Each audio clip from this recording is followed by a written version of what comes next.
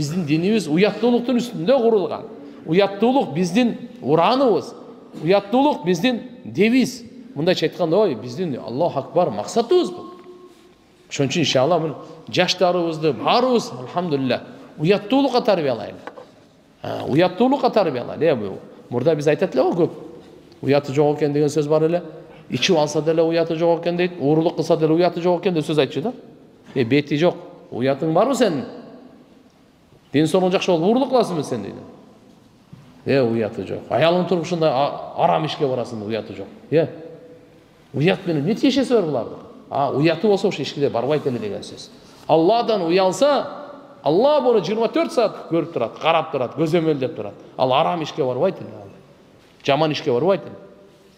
Ошон үчүн пайгамбарыбыз айтты: "Ал-хая шу'батун минал иман."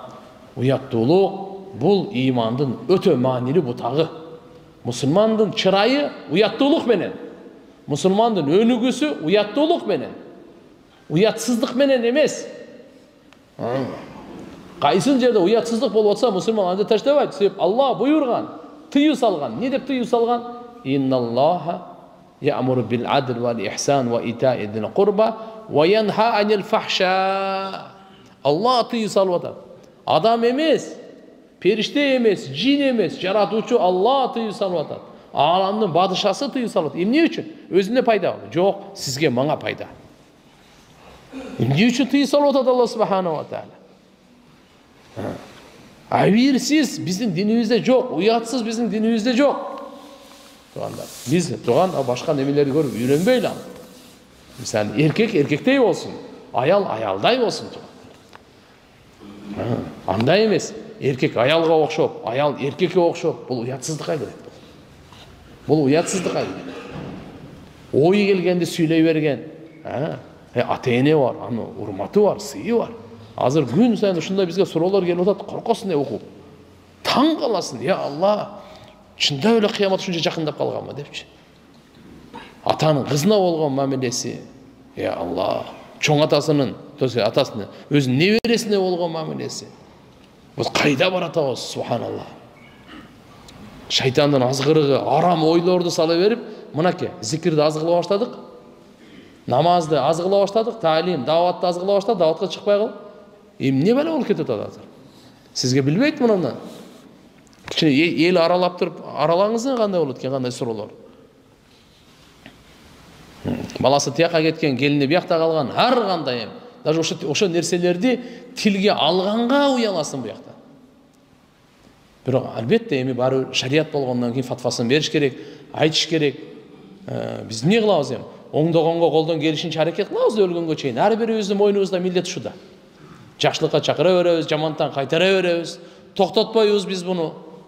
Ким угуп келип калса, өзүнө пайда, чөйрөгө пайда, ахиретине пайда, динге пайда. Келбей турган болсо, биринчи өзүнө зыян, чөйрөсүнө зыян, дүйнөсүнө, ахиретине зыян. Ошон үчүн абирсиздиктен тугандар бири-бирибизди токтотойлу. Ушундан жардам берели. Зынанын дагы башка канча гана түрү болсун. Кандай жолдору болсун. Зынага алып бара турган сөздөр, зынага алып барат пайгамбарыбыз айтты го. Көз зына кылат деди.